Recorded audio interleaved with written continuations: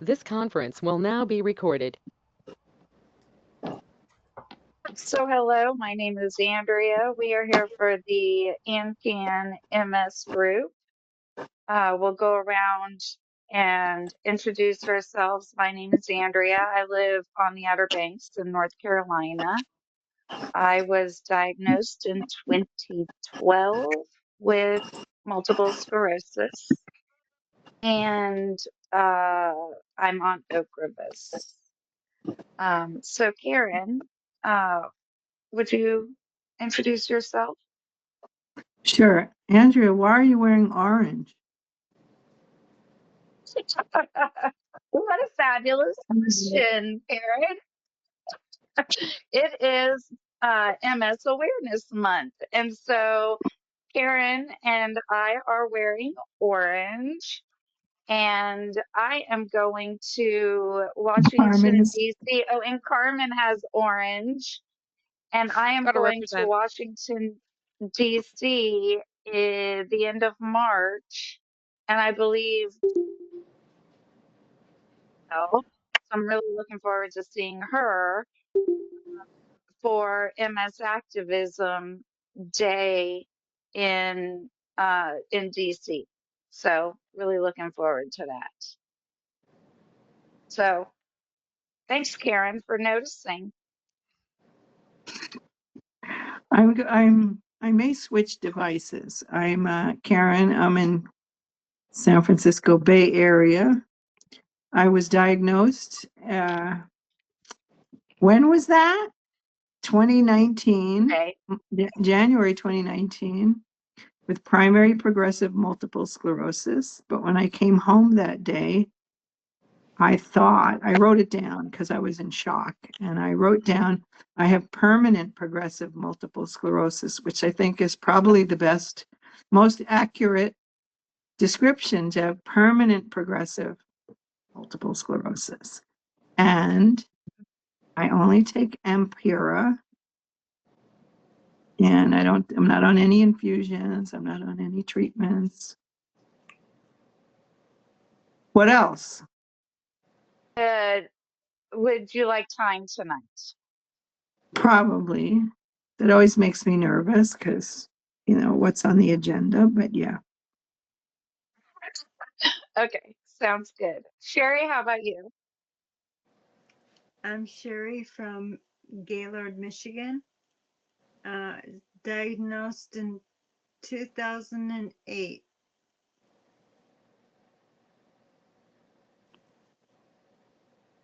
Are you on any meds? No. Do you want any time tonight to talk?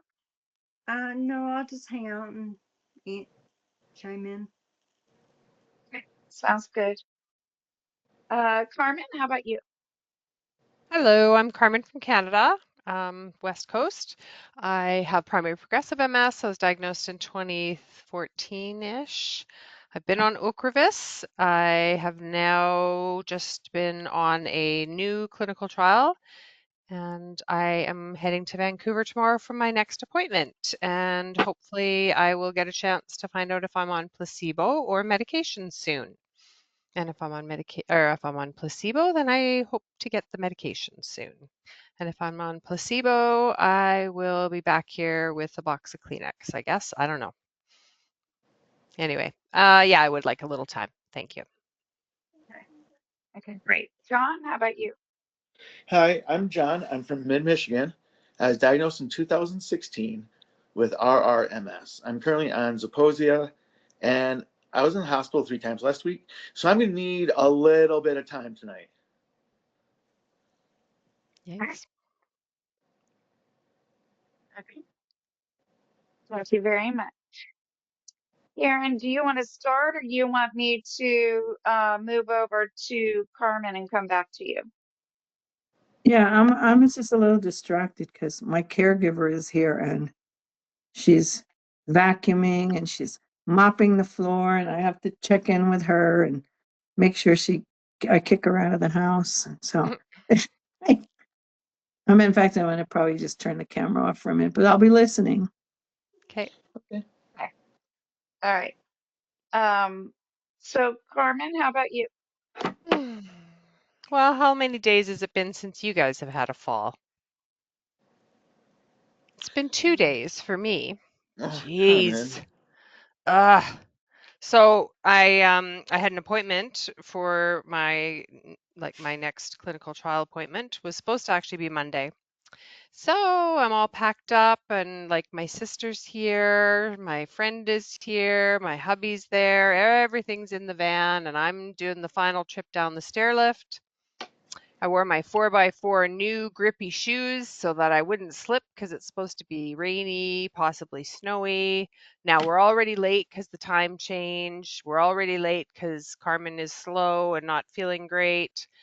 And I get to the bottom of the stairs and the stair lift doesn't go all the way down. So I think, oh, that's okay. I get up and stand from here. It's kind of nice because you're at height, like, it's an easy stand. Yeah. So I stood up, tried to turn. My foot didn't turn. My other foot is down on the floor. My one foot is up on the stairs, and I'm stuck and I'm hanging onto the railing and leaning over the stair lift. So nobody's behind me because everyone's upstairs, of course. So they come down the stairs, but nobody can help me. So as I'm getting weaker and saying, get my foot off the step, just get my foot off the step, nobody could do it. So I went down. I mean, it was controlled, but I was like sliding down the last of the banister and still kind of over waist height. And when you go down like that, then you also fold your legs right underneath you. So you can imagine. So both legs hyperflexed and down I go onto the ground. So of course it's, call 911, get the paramedics here. They bring out their fancy lifting machine, doesn't work. Oh, sorry, we got to call the firemen now. So, I mean, the good thing about the firemen is that they don't fuck around. Like they're in and out. Like they come in, they take a look. Within like 1 minute, someone was pulling me back out of the hallway way, and then 2 minutes later, I'm standing. Excellent, thank you guys. But I mean, by this time it'd been an hour and a bit, and now it's, it wasn't going to happen. So back in the Firemen are house, used all to the shit being, goes. What's that? yeah, firemen are really used to being in high, pressure, Yep. timely Mm-hmm. situations. Oh, I'm so sorry, Carmen. I didn't mean Yep. to interrupt. Oh, no, no, no. It's okay. It's okay. I mean, that's what I was saying. Like they don't mess around. You just, that the shit's gonna Uh-uh. happen quickly when they come in. So, which is good. So then I, was still kind of like, oh, we really should go. Like this is all booked and we're all packed. I mean, mainly it's about the packing and being ready, like the preparation and, just all of that. But yeah, then I kind of just had a word with myself like, oh yeah, it's 2 in the afternoon. Now it's snowy like shit. And we saw lots of pictures of like, jackknifed. Sammy's up on the high mountain highway.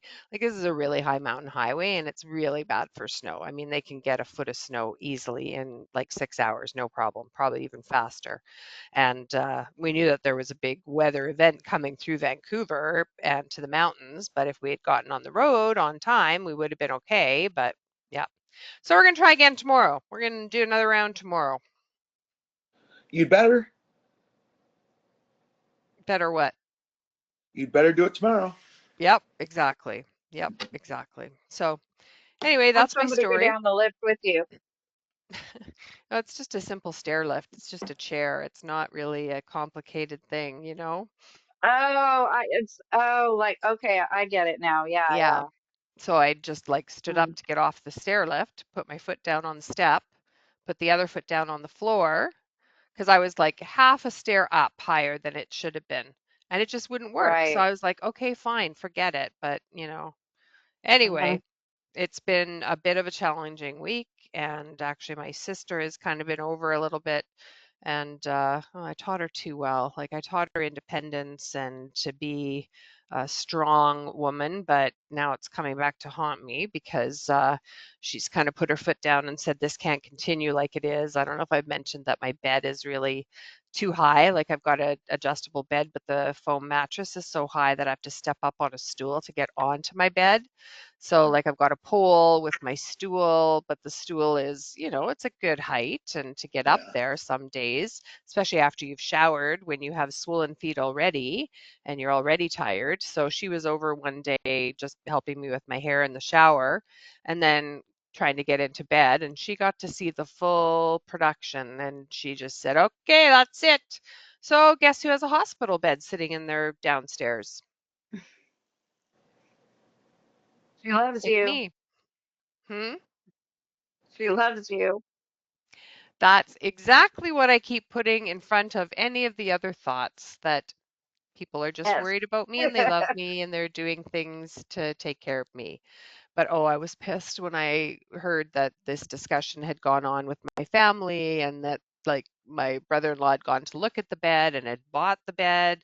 I mean, it's a good bed and it's like a year old, $500. The guy had had three different offers for it, so he had to make a decision. Fine, but nobody talks to me. Hello? Hello? I am still present here.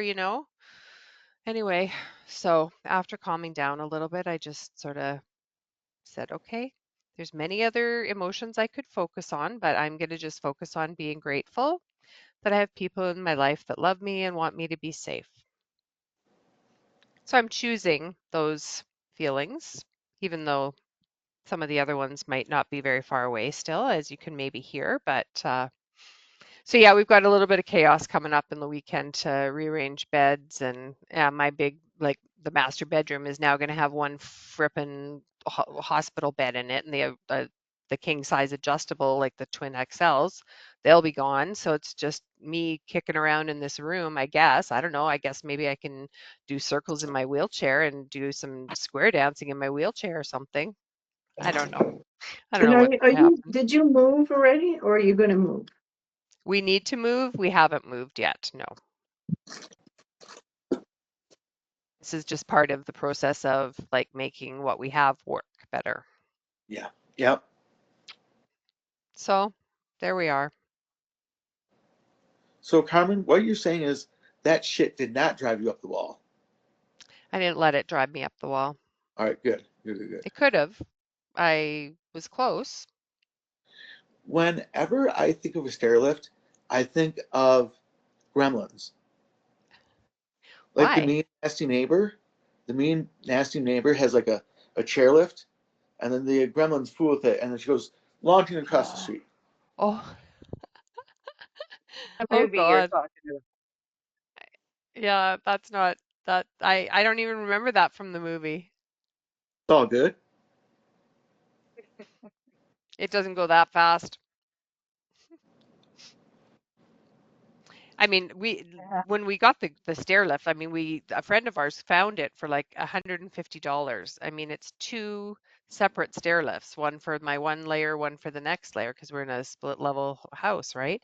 And so, I mean, it's been a great deal and it works fine. And we just had to stop it or turn it off and turn it back on, and it worked. Mm. Wish I would have thought of that before I jumped off of there, but when you're trying to like get out to the car because you need to get going and you're the one that's been holding everything up, I was like, okay, I need to keep moving, keep moving. Note to self. And So, I, a couple. when I think of a chairlift, I think of Carol Burnett and Mama I and am. getting on that chairlift. She's like storming off and she gets on that chairlift and it like, mm, mm, Oh, yeah. it just like barely moves really, really slow and she's trying to storm off. Oh God. I think I can picture that. I'll have to look that up. Uh-huh. Yeah, I couldn't. I think it's a Carol Burnett. It's the only one I can imagine having a skit like that. It was Yeah, so exactly. funny. Yeah, yeah. Anyway, that's all I had to say. There's my latest saga. Uh-huh. So is the van all packed up? Everybody's ready? What time do you have to leave tomorrow? Well, we're leaving by 9 or 9:30 at the latest, hopefully. That's not too bad. My suitcase is started at least. And I mean, you know, toiletries and medication, you're using them all the time. How do you pack Yeah. them like there's just no way. And men sometimes just don't remember that women have lots of things they use right up until the moment you walk out the door. So I've put some clothes in my suitcase and my suitcase will basically be ready to go, but my other belongings will be in the morning. But they're organized, yes. Yeah. Good. Good. So did Glad you to hear learn it. a lesson? Did you learn a Yeah, a few. lesson? A few actually, yeah. Don't book an appointment right after daylight savings time. Don't book a Monday appointment in Vancouver because you can't tell anyone that you're not going to be there until the time you're supposed to be there, which I felt bad about. And I don't know. There's a few other things I've learned, but yes. Who was asking, by the way? Was that you, Karen? Matching orange gloves. Oh, lovely. Nice. Very nice. Did you get rid of your care worker? But I let her on the screen if you saw a picture of her because I love her. She's amazing. Oh, that's She's awesome. mopping my kitchen floor. She's Gotta I'm love it. watching her so I could tell her what she did wrong.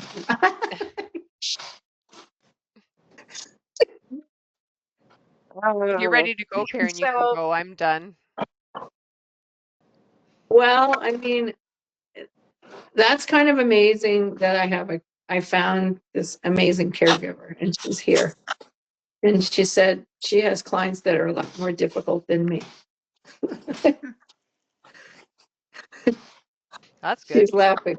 But you know, I mean, it's still stressful. It's a good stress. She's been coming for 2 days a week from like 1 to 5 or 6 ish. And she drives and she takes me places and she can hear me talking about her. She's the perfect combination of hovering around me and giving me independence at the same time. You know, that's a tricky act, right? Mm-hmm. And having someone in your space, folding your clothes, moving things. Well, who did that? She said, I didn't do that, but she did. Or I did that and she didn't. You know, so but to find somebody who's in your home, in your space, in your very personal, private, whatever, and be so lucky to find the perfect person that you just have a good connection to, that's reliable and fun and funny and It's so nice when you have someone that's a good fit. That's for sure, Karen. yeah, because I tried a few other people, but I really got to a point where I need to have a caregiver. I had a helper, but she'd only come like every 2 or 3 weeks for 2 hours or 2.5 hours, and I had to squeeze everything in. And so, you know, and it was something to negotiate. She says, well, how much do you need? And it's like, well, I don't know. I'm used to like, what can you do? You know, but she like does everything. She likes cleaning. So my house is, I like to have the house clean. So she likes to Nice. keep everything really clean and neat and organized. And we have like a little bag. The first time we had an outing, she's like packed a little bag. So we have this routine. If I'm going to go out, you need water, do you need this, do you do that? And she was an LVN and she's almost my age, but she said, I wanted to be a caregiver. I don't want to be, you know, you could appreciate that, Carmen. I don't Mm-hmm. want to be, I don't want to work in a facility and be in charge of other people. I just want to be in charge of my own time and do what I like to do. So,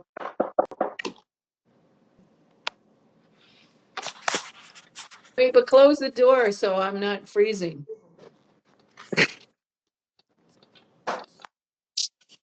You know, it's one of those things where you're like, why didn't I do that sooner? Yeah.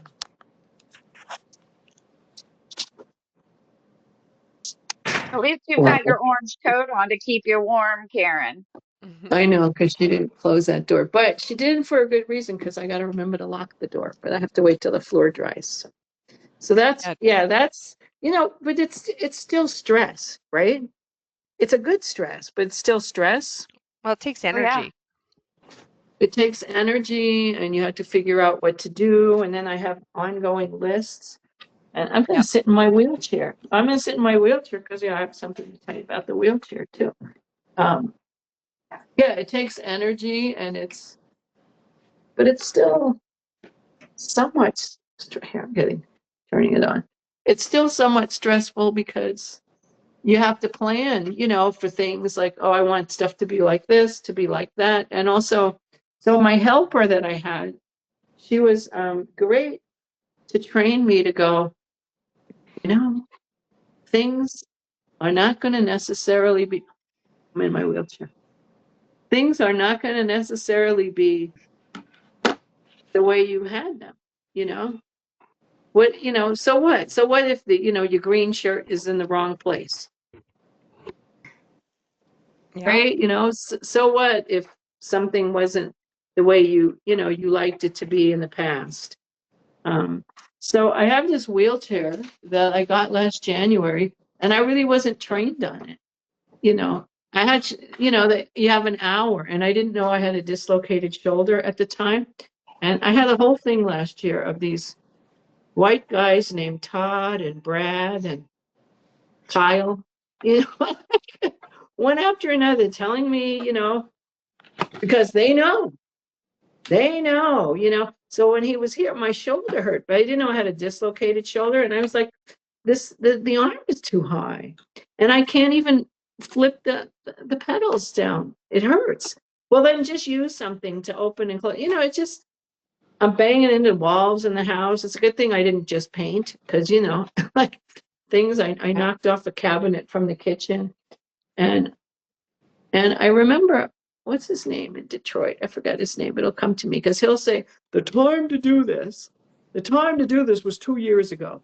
And I always say to him, no, the time to prepare to do it was 2 years prior. So that when you actually need your wheelchair, you're not, so I have the chair. So when you actually really have to use a wheelchair, you're a little bit better. And just things have been so hectic on so many levels, but dealing with the medical, dealing with this, dealing with that. So I help my neighbor. My neighbor helps me a lot, and he's can't throw anything out. So somebody was getting rid of 31 foot of ramp, and he put it in his truck. And then what? He get rid of it. So I got in touch with the Center for Independent Living in Berkeley about stuff for me personally, and I said, hey, by the way. So I asked him about like wheelchair training because I have this wheelchair and I can't get down my driveway. And is it safe for me to go down my driveway? Does it need to be modified? But when you're just flying by the seat of your pants, looking for a caregiver, getting a caregiver, and then you got a cold and trying to get, you can't like settle in and just do those things. So I called him about that and called him about, to check my driveway and also about wheelchairs. And then I told him about this ramp. And I said, anyone who needs a ramp? And he said, I know tons of people. So I did that. I hooked my neighbor up with that. So, and he sold it, but he didn't want a lot of money for it. So that was fine. And then I've just been kind of guided because no matter what flashes through my mind, something happened. And I was thinking, oh yeah, whatever happened with the Center for Independent Living? Well, then the phone rings for the Center for Independent Living. I'm like, that's weird. And this guy said, hi, my name's Ryan, and I understand you want some training on how to use your wheelchair. So he's coming tomorrow Awesome. to my house. Perfect. And then in September, October, somebody from my synagogue, her husband has Parkinson's, so she mentioned this social worker person who she said she kind of adopted us, and she, I'll put you in touch with her.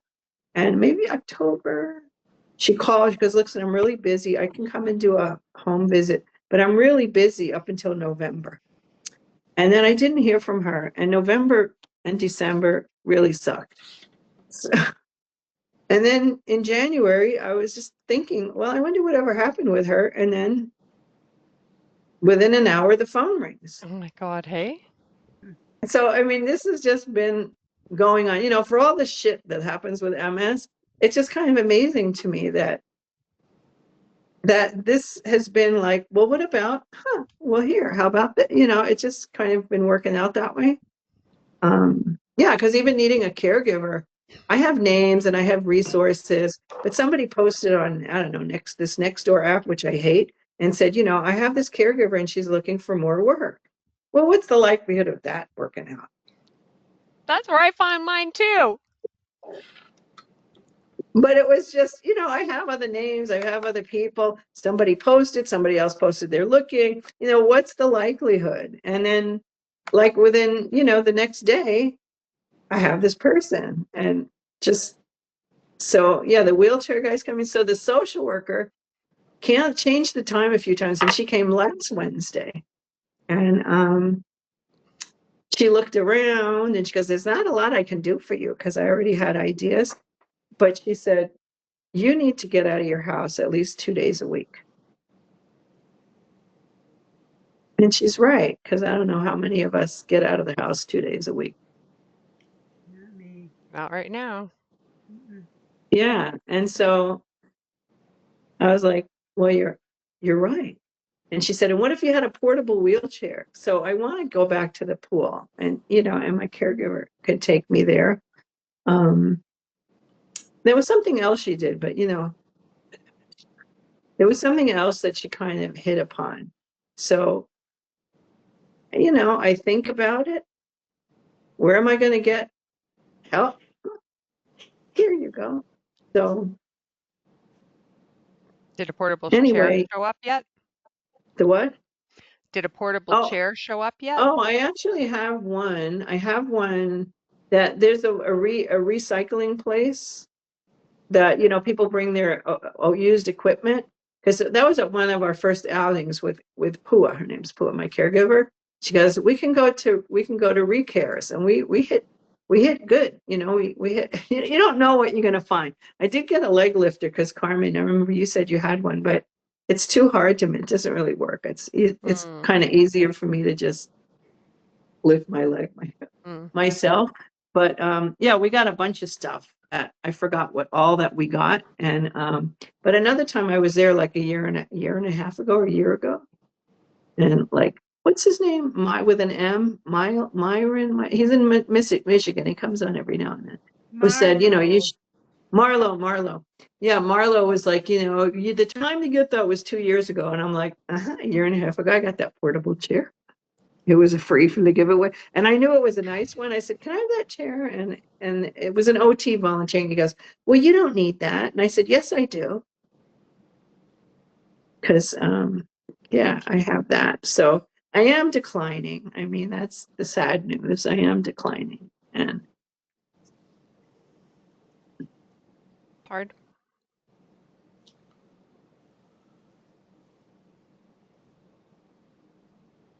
At least you've had some good things magically appear just by thinking about them.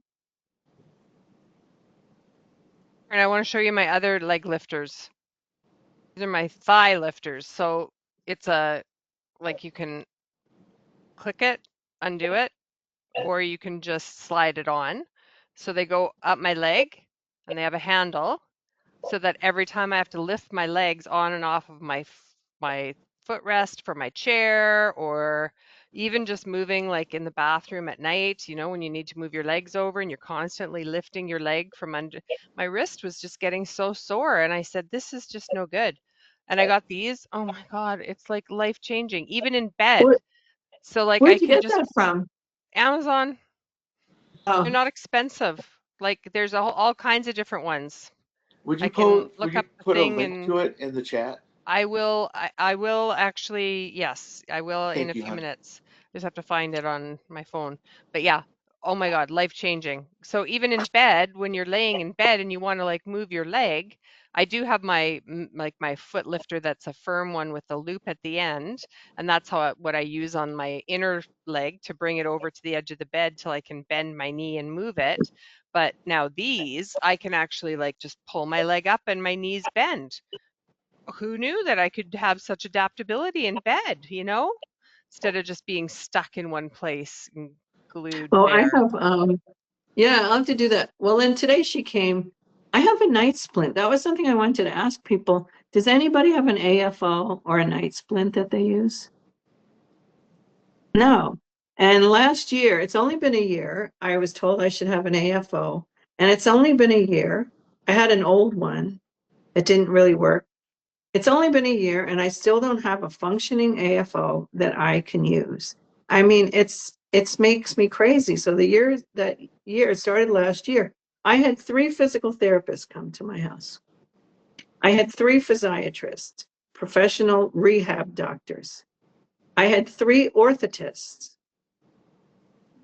and I still don't have what I need to, let's see if I can show you on this, what I need for, and my neighbor who helps me with everything, he adjusted my old one. I don't know if I could show you, but I have an AFO that my neighbor he put padding on it, and he adjusted it so that it would work. And then I went to the orthotist with the one that they bought for me. This is 5 years old. And I said, the one that you ordered for me, it doesn't work. I could probably get it, but maybe I'll get it later. It doesn't work for me because I'll fall, I'll slip. It's too tight, but I can't find a shoe. It's like grotesquely big. I can't find a shoe that it works with. I spent 50, 60 hours on it, and his partner was completely, I call him Frankenstein because he was so hideous that he was so hideous. And then I was like, should we go somewhere else? My neurology nurse trying to help me problem solve. I said, well, what about the other guy? He's in San Francisco most of the time, but once a month he's in Oakland. But I would even go there. And I met him, and his name's Michael. And it was like, oh my God, night and day. I mean, Michael is lovely. I want to put him in my pocket. So my friend calls him Pocket Michael. I mean, he was just everything that the other guy wasn't, that, in addition to abuse. So the only good thing Frankenstein did was he said, you should sleep with a night splint. And if you were going to pick a night splint or a day, you should do the night splint. And Medicare pays 80%. So I got both, but it was a nightmare. It took 9 weeks. Everything he just took 9 weeks, and I go home with these 2 ugly, butt ugly, scary looking things that don't look all that different for your MS brain, like, yeah, maybe if you didn't have an MS brain, you go, well, that's this and this is that. And it's like, they're both ugly, they're plastic, they're bulky, and if I say to someone, can you go and get the one that looks like what, and I ask, can I have a color? No, you can't. It's just been so horribly stressful and awful that, to be treated so badly by a professional. So my night splint completely fell apart. And Frankenstein was just, what do you want me to do about it? I'm not getting paid. I don't care.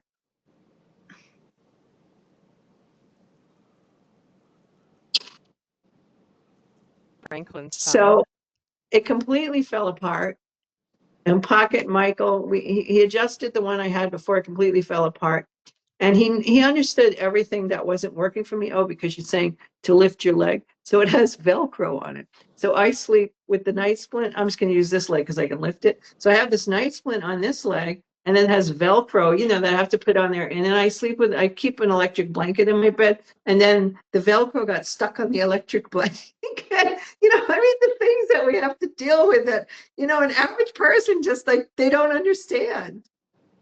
My caregiver gets it. I go, look, you got to put the electric blanket over there so that I don't get stuck in it in the bed. And then today I greeted her with the night splint on, and she's like, just to see like what you have to do, and you put it on your leg, and then you went, oh man, I forgot to put the socks on, the right socks for that.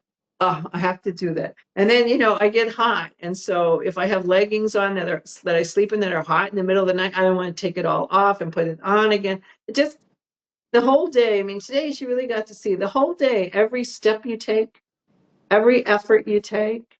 Should I do it? Is it worth it? What's it going to cost me to do this versus that? And how am I going to feel about this versus that? It's just overwhelming. And it's really escalated in the last year for sure. Plus everything else that's insane. And I'm not even talking about politics, I'm talking about when you go to the doctor and they don't have time. And it just, and I try to do my taxes, and it's through a free government site. but someone actually talks to you and it's been a month. What happened? And well, that program, and I heard they were going to shut down that the new administration wants to shut down the free tax sites. And he said, well, we're still here, but we had problems with software and there was nobody to fix it.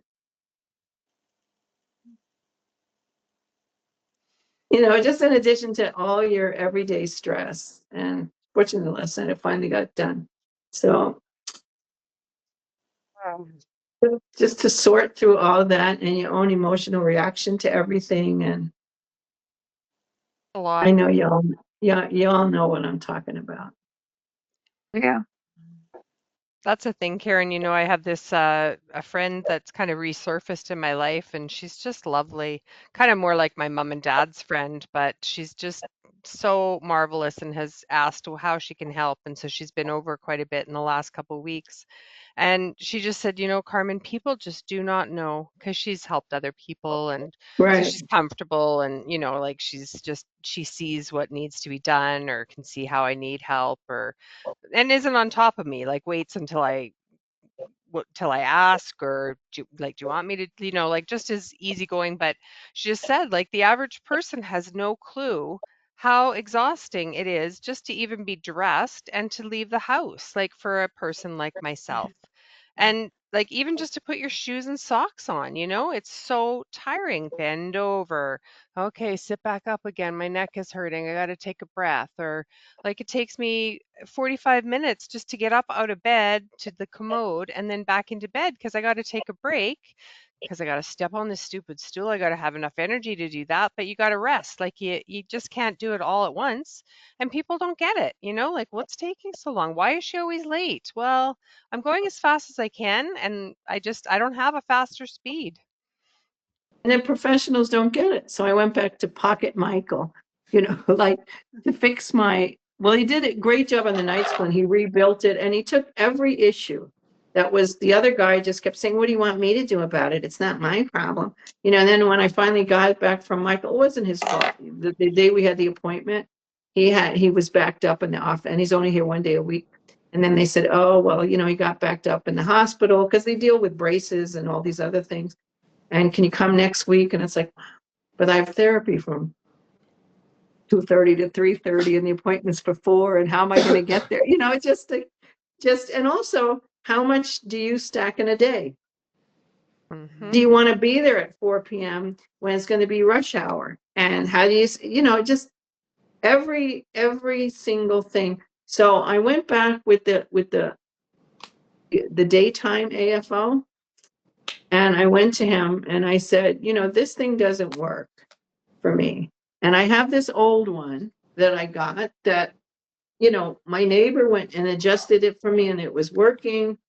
But why do I have like padding that my neighbor put on it? It's like, why is it that 9 professionals can't do anything? And my neighbor who's, like just Mr. Handyman and he had a disabled sister and he's just that kind of a guy. So from the very beginning, he's always thinking he'll do stuff for me. He'll think, oh, how do you want, what I can adjust this for you. What about that? And I think sometimes I'm burning him out and he always comes back and he helps me with stuff. And I do give him a very little bit amount of money because as long as it's not too much, And he puts the batteries in my watch. He does the shoelaces. He hooks up my dryer. He just like does all these things. And it's amazing that somehow that help shows up because I don't know how I would manage without that.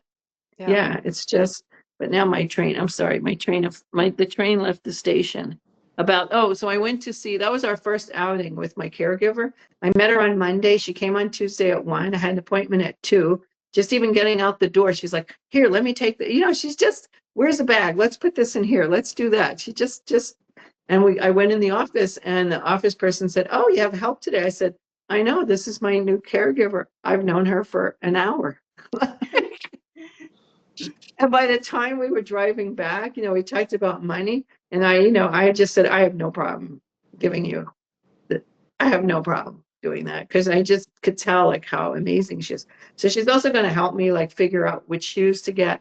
So we go to see Pocket Michael and I said, I said, this thing doesn't work. He goes, well, I don't understand. And he tried it, and it does help me walk. It bends the knee. But I said, yeah, but it doesn't have a bottom to it. So if I put it on my foot and I have to go to the bathroom, I don't have enough time to walk to the bathroom. I don't understand that. I know you don't understand that, because when I gotta go, Well, I understand that. Yeah, we all right? understand that.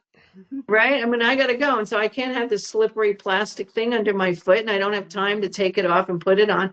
Listen, and he goes, oh, you don't have the right shoe for that. And he gives me, like, I took a picture of the shoe. Well, I'm looking at the shoe, and thank goodness I was caregiver, because I'm just alone with all this anxiety of nuts. So then I looked at someone on eBay selling the shoe, and then you got to get them in 2 different sizes, and they cost $150, $200 for the shoe. And because it's so huge, and the shoe only weighs 2 pounds. What? That's what's missing from our life, are 2 extra pounds on the bottom of your foot. Yeah, right. Like we need that. Yeah, because weakness in your leg is great with 2-pound shoes. Like as if Yeah, we need sludge, like I feel like I'm walking through sludge as it is. right. It's And it's, ridiculous. oh, well, that will work for the AFO. Okay, well, what about my other foot?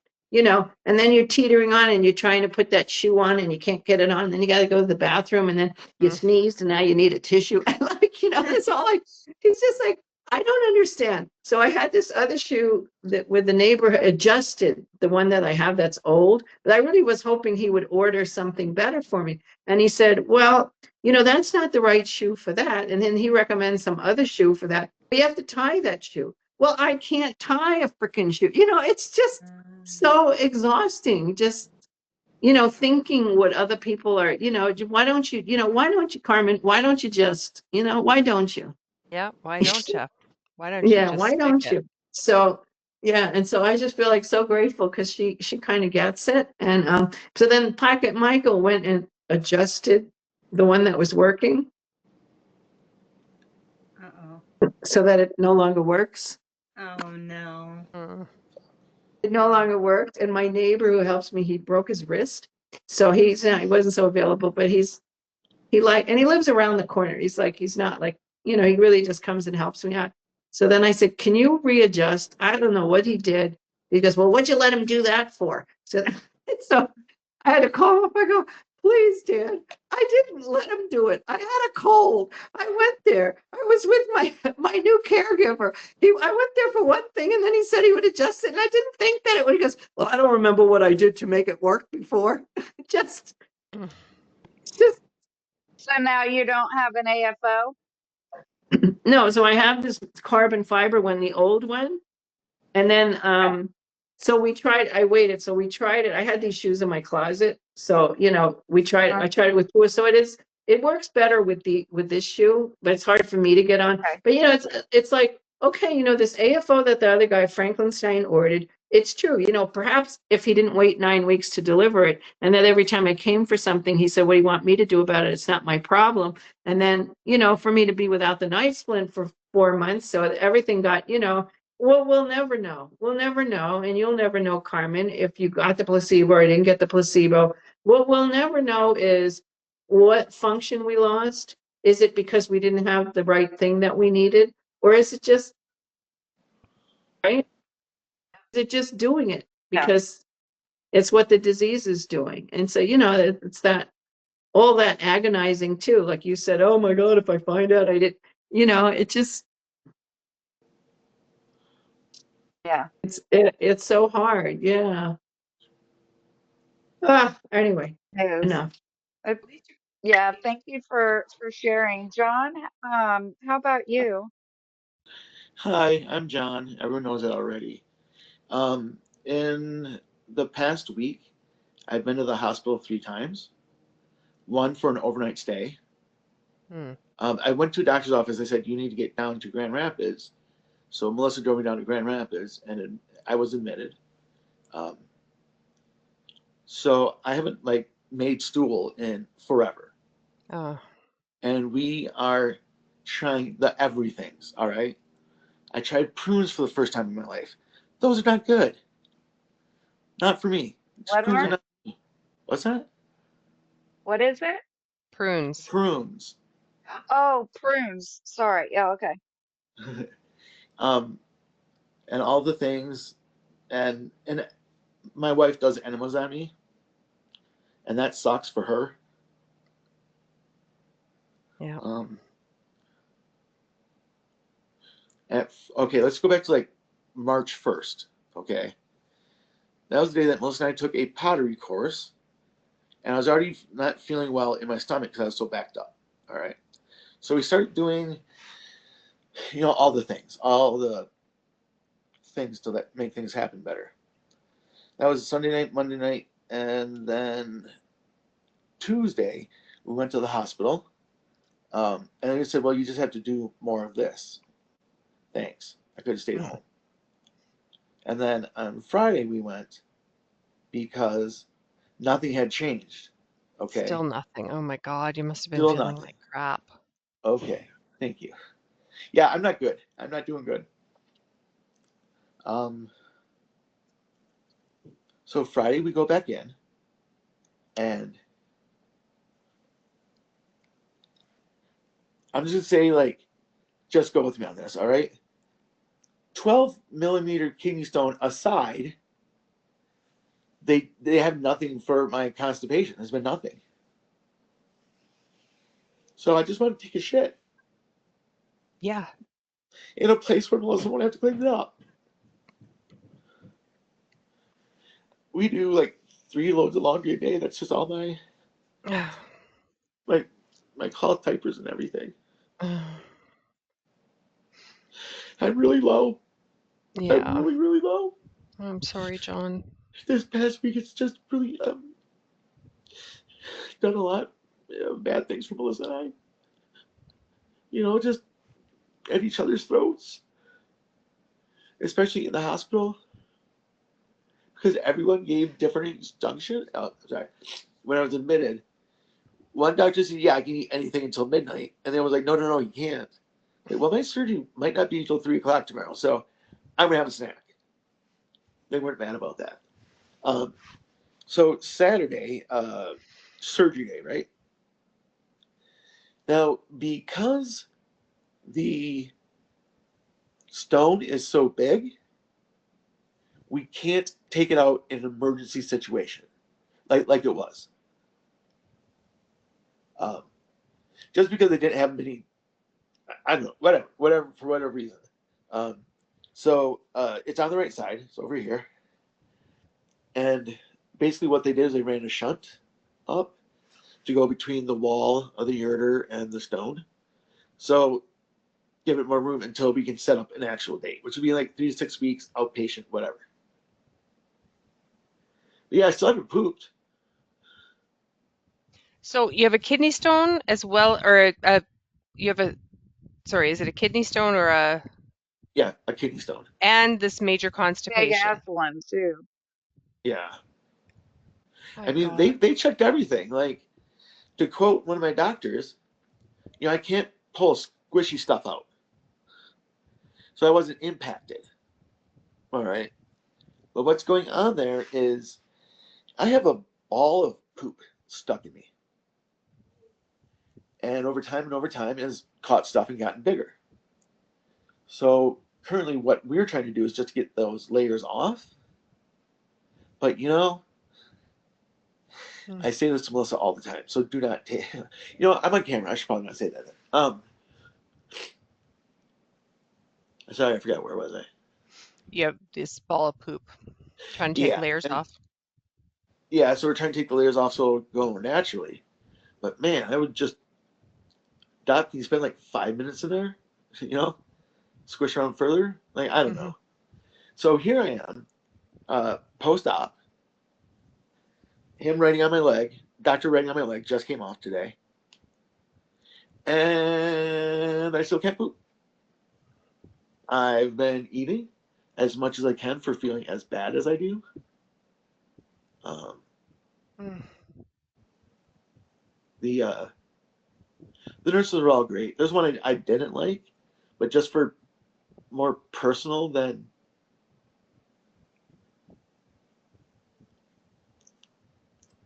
Yeah, it's just like a general, like, ooh, I don't like this kid. There's no reason, you know. So what's the plan? What's the suggestions? I am drinking mineral oil, Duplex. I'm getting enzymes for the other end, so we're talking from top and bottom. And then just in the future, I need be more active because I'm in my chair, and so like also down there is starting to get kind of like my MS is coming out in my colon. You know, things are Mm. slowed or things are like my muscles don't remember how to push. You Mm-hmm. know, Yeah. so it's just things like that. God, Yeah. the last time I pooped was last month, Mm. right, Andrea? So I get to see my primary care on Friday. I'm going to say to him, just like I said to you, we're going to take the 12 millimeter kidney stone and we're going to put it over here. We need to focus on this. Because I know him really well and he's really nice, I can actually point and be fine with it.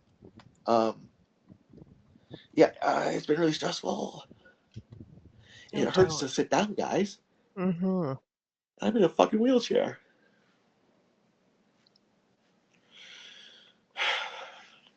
Plus, just how all that toxins are recirculating in your system, like make you feel shittier than you have to, too. Like all of Yeah. it.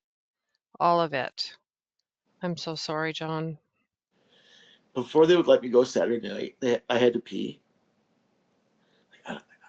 And I started getting very upset. I had panic attacks. Like, I will check myself out of here against medical advice and just get out of here because I don't want to be here anymore. So Melissa's yelling at me to do whatever. So they hooked my IV in, and I'm getting a bolus of water. The lady said, well, it's going to make you pee. Okay. Do you want this on or do you want that on? I'm like, no, it's fine. Second the door closes, it's Niagara. Yep. Like, okay, kidney stone is doing something different. Um, but yeah, it's tough. Like Melissa's missed work. Like she's had to cancel classes because of this, because of me. She won't go to meetings because what if I need help? So that good thing about my wife being more of a caregiver than a wife. Yeah. Also, my psychologist was sick yesterday. Hmm. Neat little deflection. I know. It just sucks. It doesn't just suck, it fucking sucks. It does Yeah. fucking suck. Of course, everyone will be notified when I do. You know, I'll put it on the AnCan Twitter account. Mm-hmm. John pooped. So that's just been what's happening, and I've been super, super tired too. Like I'm usually in bed by now, like by 9 o'clock, and reading, fall asleep. Been sleeping all night though. That's pretty good. But again, like Karen has said, like we've all said, we have to plan one step at a time, right? You have to say, okay, I need to do this. So now I'm just trying to get my steps in a row of what we're going to do. Can I be honest? Fucking put a hose up there. You know, like just rotor-rooter. Well, are they, John, can I ask you, or can I tell you about? Sometimes I do have to take matters into my own hand. Yes, I've done that as well. And I have to do that. And I mean, I'm not, I think it's just different than you. I'm not suggesting you do this. I'm just saying, me personally, I never like to eat like early. I essentially what I do is intermittent fasting, not Sure. because it's cool, not because somebody said to do it, It's just, I've never gotten up in the middle of the night, ever, ever, ever. I mean, if I'm up late at night or I'm at a party, I'll eat. But I mean, I'll never get up at midnight or at 1 a.m. and go, I feel like getting an apple. Like I never want to eat. I never want to eat when I get up. And so then because of the bowel issue, especially, I used to like to go to the pool in the afternoon from like 1 to 2. And I used to go and eat before I went to the pool until I realized, well, I don't want to eat because if I go to the pool and I gotta go, that's a problem, besides walking to the bathroom or whatever. So then I don't eat for I usually don't even eat for 14 or 16 hours. I'm not suggesting you do it. I'm just saying, but just to assess, like for me, I always want to assess like what's the issue. So yeah, so I'm not constipated, like I don't know where your blockage is. I'm not constipated, but when I gotta go, I don't have any time. And if I have like let's talk about poo. If I have like a very perfectly formed stool that I would be so proud of, I don't have enough time to get to the bathroom to do that, So I'm always, everything I do is like, well, what did I eat? And I do eat prunes in the morning. I take a prune or 2 prunes, but then it's going to be too many prunes and I got little pebbles. Are they going to come out? I got to go. They don't going to go out. And I got really good at figuring out like, it's not going to come out. The first time I realized, and I had a doctor appointment, I thought, I felt like a pregnant woman. I was walking around when I was walking and drinking and walking, and I'm like, I don't think it's going to come out. And so I had a glove. I can't believe I could do that. I mean, I was a nurse. I have an awareness about it, but I put on a glove, and so I often have to do that. So I talked to my,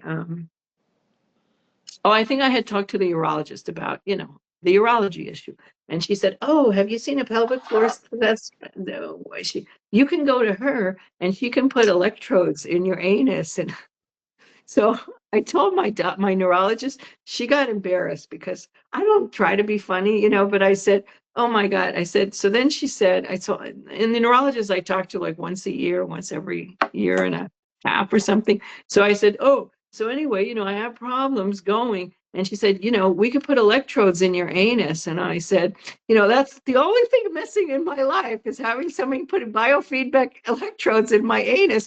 And then she went, and she was embarrassed that she laughed, like you talk about such a shitty topic. So she like laughed, and, but I understand I make people laugh without trying. And then she said immediately, because you're asking, John, what's going on? But it helped me to go, she said, your sphincter doesn't work. It's just like your hand doesn't work and your legs, your sphincter doesn't work. So that, just normalize because you're just like, I can't poo, I can't sit, I can't do this. I go like, now you want to put biofeedback sphincters up my, you want to put biofeedback up my anus. It's like the only thing missing in my life is getting on paratransit to go to the, to go to there and have them do it where it wouldn't help. It wouldn't help. So the sphincter, is the blockage higher up or is the blockage down below? So for me, mine's always sitting right there. It's ready to come out. And it just, So do you know that, John? Like, is it high up? Where's the blockage? Yes. It's high up and also in my rectum. I have 2 of them. Double the trouble, John. What are we going to do, eh? But also, So laxatives don't work or anything like that? I am on those. I assumed you were. They don't help? Yeah. And then if you do that, you don't have enough time to get, Yeah, you just have to park on the toilet, which is not comfortable either. Yeah, if you don't have that. So last year when I was on home health care that they tried to kick me off and I had to keep putting on my boxing gloves and saying, just Kyle, like one of the Todds and Kyles and Brad, Kyle's like, well, you don't have a caregiver and home health is for people with a caregiver and you refuse to get one. And I'm like, you're not required to have a caregiver. It's like, really, kick me in my butt, like, oh, you live alone and you refuse to get help. We're an education program. And it's like, no, it isn't that. I mean, I know the CMS guidelines, the Medicare guidelines, but I didn't even argue with Kyle. I called my nurse and she called and he said, I'm going to come to your house. So I did ask, since I was on home health care, for a nurse. I figured precisely what you're talking about. So I got a nurse. She talked to me, but it's amazing that the home health care nurse, I said, look, sometimes I can't evacuate my bowel. And, my right hand's paralyzed. Well, what if I can't use, my left? And isn't there something that helps you get it out, break it up, do something? And the nurse, she was very good. It was interesting. She had a very heavy accent. And I thought, huh. But she was very good with asking questions and whatever. And she said, I don't know. I have no experience with that. You would think home health, I mean, you don't have to have MS to have that problem. But then the occupational therapist, I addressed that with her, and she said there's something you can buy, like a digital, I mean, I didn't, because I got this, but there's some gadget that you can buy that stimulates, that you could, still you have to get, it's disgusting, and you have to get it there and do that. But there is some digistick or something like that. I gotta be honest. I hate how much I feel right now that I would let anyone come and hook biofeedback to my rectum. Not only that, I would tip them extra. Well, Say thank you. Like, thank you. That's never happened before, but thank you. Yeah. But what I don't know is, like, if your sphincter doesn't work, if biofeedback, I mean, when my doctor said that, it was more like, it's not going to help you because you have MS. It's sort of like, well, just exercise, put weights on your leg and you'll be able to walk. Well, that doesn't work that way for us. Or 2 pound shoes. So Right. I Yeah, get well, that, John, because like I recently, I'm in my 50s. I had my colonoscopy, and there was no choice. Like whatever they gave me, like there was no choice in the matter. But I also wasn't blocked. I'm sure your doctors know how to help you, or are they helping Yeah. you with it? When I see my primary care on Friday morning, Right, you he's gonna said give that. me a referral to palliative care. Good. So someone can Okay. come in, do the things. Melissa does not have to even be involved, and that will be really, really Good. good. Good. Yeah. Okay. And hopefully they'll get you some relief. You'll feel a lot better. Yeah. I just, like, when they show up, I just want to be like naked on the bed and put like a tip, With put like a plastic tip. over the bed. Yeah. Yeah, Get it out. yes. So that's what's going on in my life. Oh, okay. I did something for the very, very first time. I pulled the little brother card. You know, um, last weekend, Melissa and I are spending time in the hospital. We know that the house is out of shape and all sorts of stuff like that. So I said to my sister Katie, "Hey, I your little brother needs a lot of help. Would you mind coming over tomorrow and hanging out so Melissa cannot see me, or I cannot see Melissa for like 5 hours? So my sister drove over. It's a 2 hour drive, and she just ended up like cleaning all day. And she's a nurse, so she was like, "You just sat down, drink more water, or you just made an angry face at me. Just drink more water." But it was really fun to have her come over, and I used the little brother card. First time in my That's what it's life. there for. That's what it's there for. Yeah. And Not to overuse it, but so you got to use it enough yeah, for it to, be there for you. yeah, So yeah, it's for you. and it's yeah, hard to ask, it's hard, like for family, friends, whatever, like I just, with my neighbor, to say, can you please try to adjust the thing again? That, you know, it, it's hard. It's hard to ask for help. It It's it is. hard really, just to really, always really be on is. that side, right? Like to be on the requester side or the vulnerable side. I'm Yes, it vulnerable. is. And then John, just what you said about like your role and Melissa's role, and like I so feel that and hear that, my husband too. He's my support person, and helps me with all these, things that I really would rather him not see at all, but it takes away from us being a couple, So there's none of that even left anymore. And that's just like another big loss. And it's just bullshit. It's just like, MS, it just keeps taking and taking and taking. And it'll keep taking until the day I die. Mm-hmm. Yeah, I know. And it's just a matter of like, it's not just a matter of, it's the ongoing, like, forcing yourself to be resilient. Okay, I'm I'm going to sick of adapt to that. this one. Yeah, I know. Hey, I know. His ongoing grief. Kim is really good at she pointed that out for me like a long time ago, Oh yeah. when I was still going to the pool. And she said, well, have you grieved that? And it's like, have I what? What did you I'm just with you, say? Karen. In Yeah. in my office, I keep my discs for playing disc golf because I still want to see them, but I might take them out because it provokes another loss. Yeah. I was big into it. I had so many friends that played.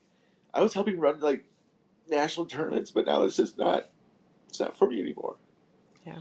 So instead of that, playing disc golf every Saturday morning at 9 a.m., a YouTube channel starts coverage of the current disc golf tournament. So at least I can watch them do stuff, you know. My friend was like, "How could you watch that? You can't do it anymore." I said, "Well, why do you watch football? You can't do it anymore." Yeah, it's. Ugh. I need a bigger support system, like human wise, in my city.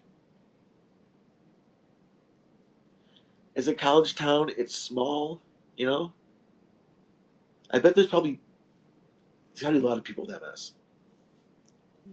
Like, hey, do you want to hang out at the library and just bitch in the room?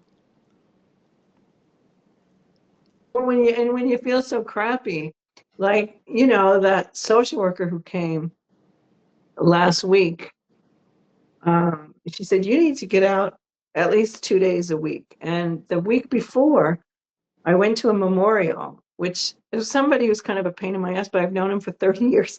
And he kind of put a wedge in it, and he was together with a good friend of mine, and he kind of put a wedge in that.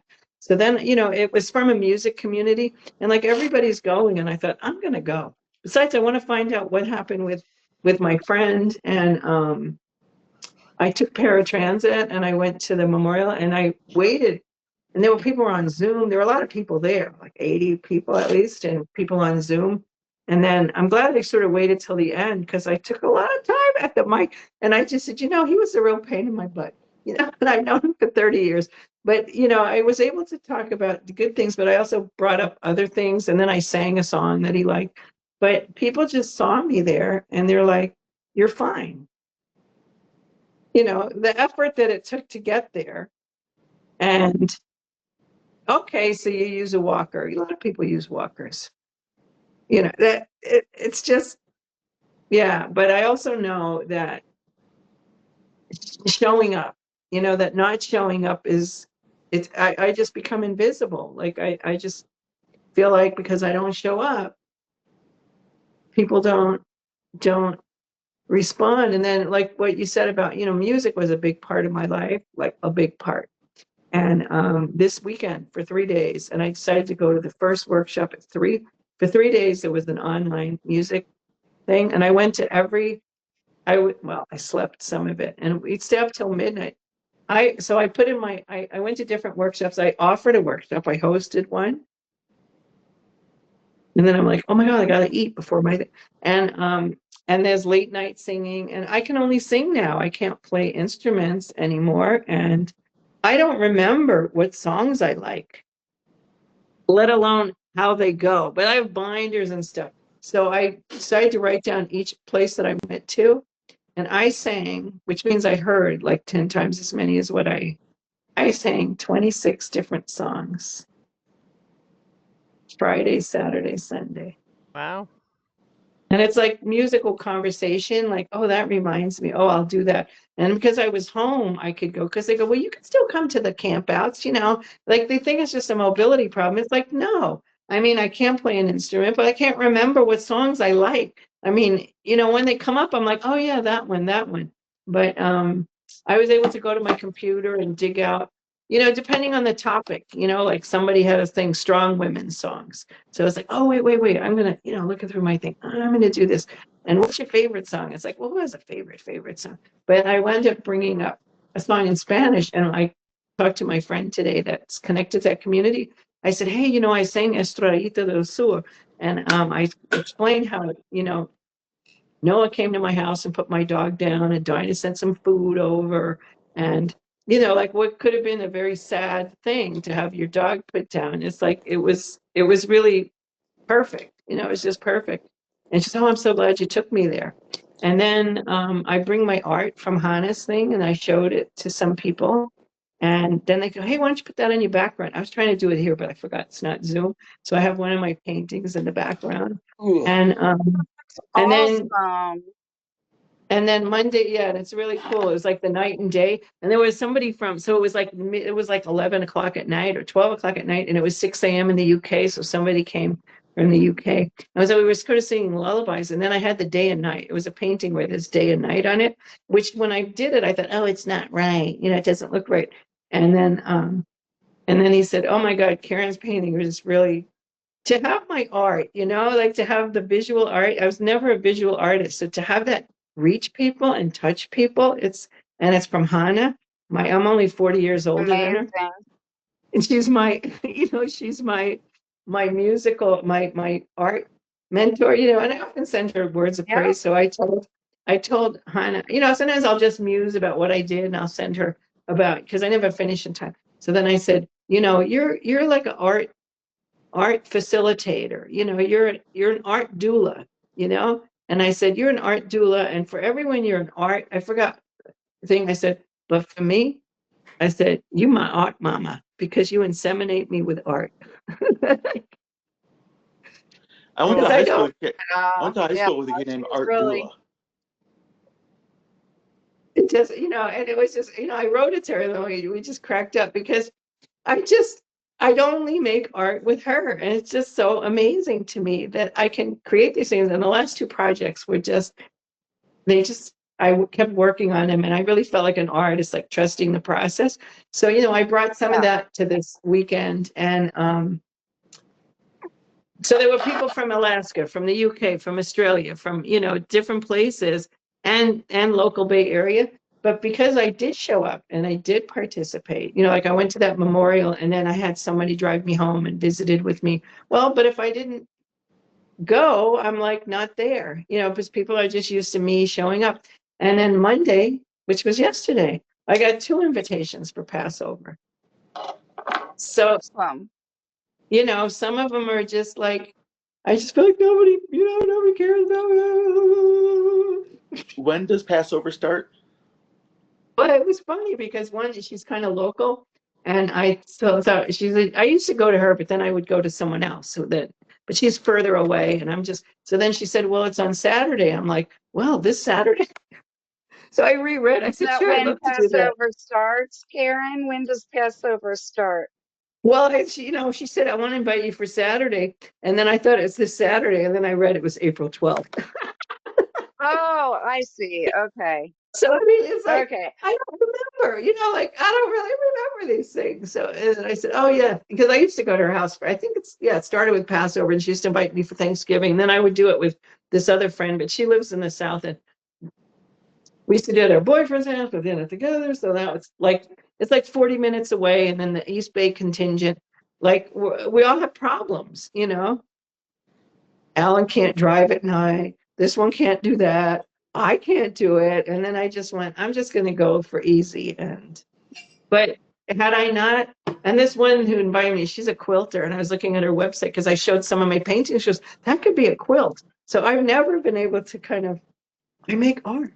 So instead of like, oh, I can't do this anymore, I can't do that. Like, yeah, of course you want to watch the tournament. There's things you choose to do, and then choose things Like, I don't want to go to concerts anymore. I don't want to. It was part of a whole practice.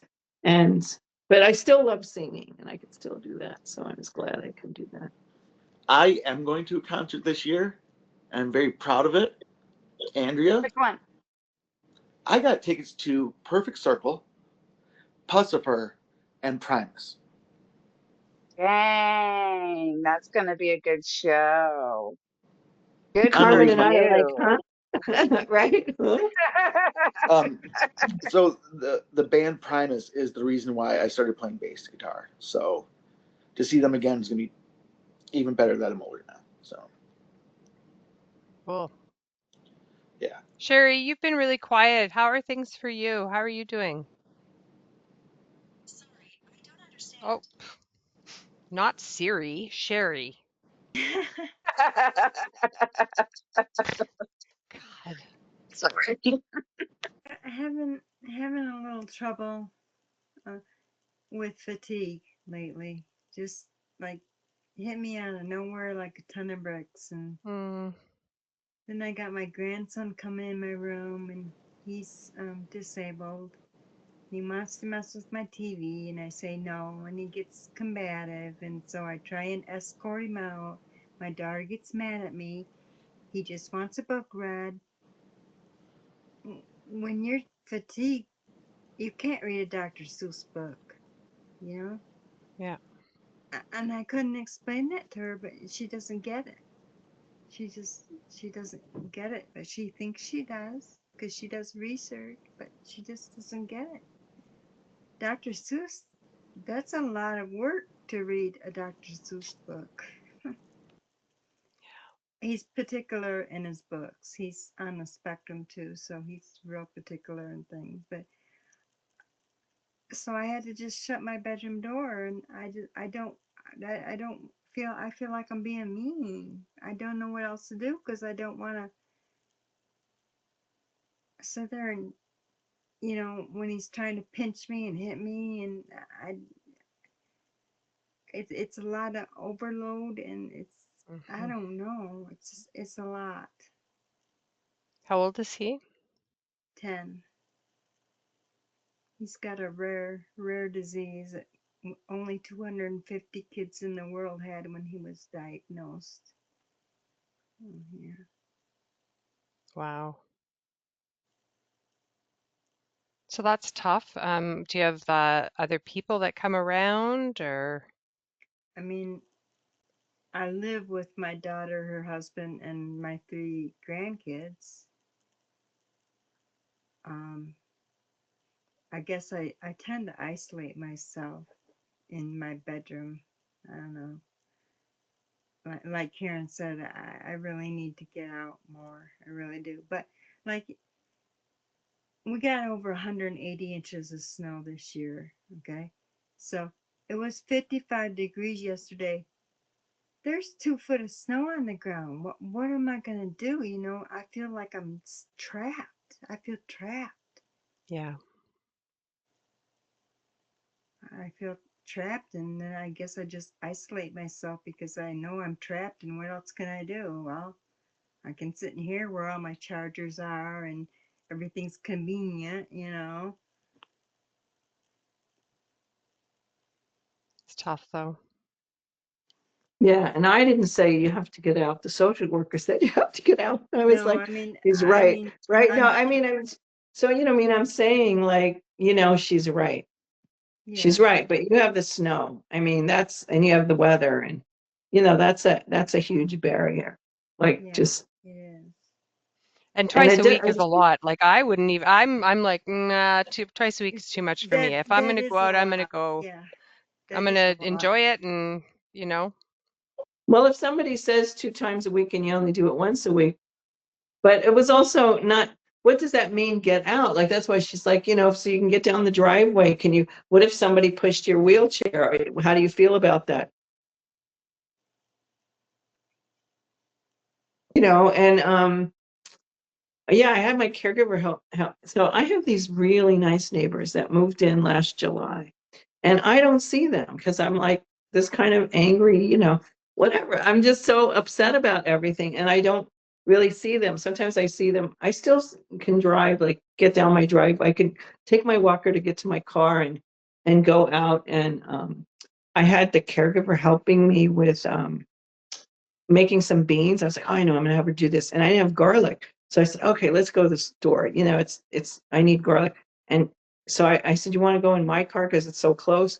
You know, it's just easier than I already. So I start backing up and I see my next door neighbors who are so nice. They moved in July and they're like best friends with the people across the street. I have a really great street and I'm not involved. I used to have a dog. I'd walk the street, I'd walk the neighborhood.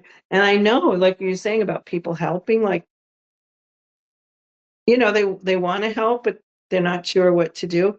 So as I'm coming down the driveway, these neighbors are there. And I said, do you have some garlic? You're garlic people. And they said, yeah, of course, you know, and when they first met me, they said, we'll go shopping for you. But, you know, it's just very hard when there's so much stacked upon stuff.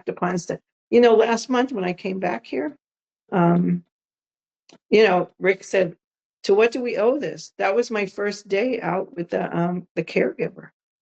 You know, just like what a load off my brain. You know, that he said, well, how come you decided to come? You know, he's like, oh, what do we owe this? I'm like, I don't know. I just felt like it's time to come back. But just getting that relief, you know, and it could be the staircase, it could be the wheelchair, it could be, oh, you know, I found a therapist. It could be whatever it is, that thing that's just you just have an obstacle and you could be frozen from that. And so then I said to my neighbor that them, and then ones across the street were already playing with their baby. And I have friends visit and they go, God, that guy is so good looking. Your neighbors are so nice. And so I said, look, I'm really not such a bitch. I'm going to be coming out here when the weather's nice. I'm going to come out here and hang out with you. I mean, that was just what she meant, like about getting out more. Like, you know, it's like I have a neighborhood street where people hang out, and across the street and right next door to me, like they'd be willing to help because I have other neighbors a few doors down. And she went, yeah, I needed some help. And she said, Karen, if you didn't ask, we'd feel really bad. And my neighbor next door died in the house. And the neighbor across the street died in the house. And when he died, they said, Karen, do you have his number? I said, don't go in there. It's going to stink. You know, like I knew he was dead in the house.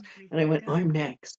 But, you know, just, can you keep an eye out on me? You know, just, and they're just so lovely because I had really nice neighbors, but these are even like over the top, like super nice people. So I am kind of committed to, you know, even I can ask them because well, tomorrow we'll see if the wheelchair guy comes, if I can get this out. But to just even say, can you help me get down and just sit outside and hang out with them and the baby and the people across the street. Yep. Company, people to talk to. It's good. Yep. Well, hopefully the snow Yeah. melts Good. soon, Sherry, and things are a little bit easier for you, hey? Yeah. Hoping. But you feel, you know, and then you go like, I have a problem with my teeth. I don't want to go out. I can't eat. I can't, you know, it's just so easy when you have MS to come up with all the excuses about why you can't and you won't and you don't. And because it's real, they don't get it. Your daughter doesn't get it. People I see don't get, oh, you're fine. You're just fine. You look so fine. You look so good. Look at you. If you only knew. Anyway, you guys, it's 7. I gotta go pack, and I would love to stay and chat more, but I do have to get going too. So Good, adios. Ron. Catch you in And 2 I'm with weeks. you too, Carmen. It's getting late here on the East Coast as well. Yeah. So there's Rick. Yeah, good luck tomorrow, Carmen, and Thank you. I hope we find out which arm of the trial you're on very soon, Yes, though. hopefully soon. I really do. I suspect I'll have to do all these assessments. It'll have to all be submitted to the study, and it'll probably still take some time, but at least Yeah, hopefully. And Andreas already told me, he's like, I know you want to do your best, but maybe it's good that we're going when you're so weak, and maybe you shouldn't try so hard. I know that's not really you, but I'm like, yes, I know, yeah, yes. yeah. So Yeah. Well, anyway, good luck, everybody. Good group. Sherry, I know what's going on inside, but I just want to tell you, you look so much better than when we saw you before. You really do. And I don't know what's going on or why, but you do, and that's heartwarming to me, even though, you know, I know you're living with EMS. I know I do understand what's going on the inside, but I just want to tell you that um, outward appearances, you look a lot better than we've seen you in a long time. Thank you. Yeah. I All did see right. Sherry. I did see Sherry at Women Speaking Freely. So I have some insight as to why. And I'm sure this will really surprise you, Rick, but Alexa made a great suggestion for her and it worked. You know, Okay. All she's right. just Well, I'm not. brilliant. She's just brilliant. She's so brilliant. I'm I not. don't remember that, Karen.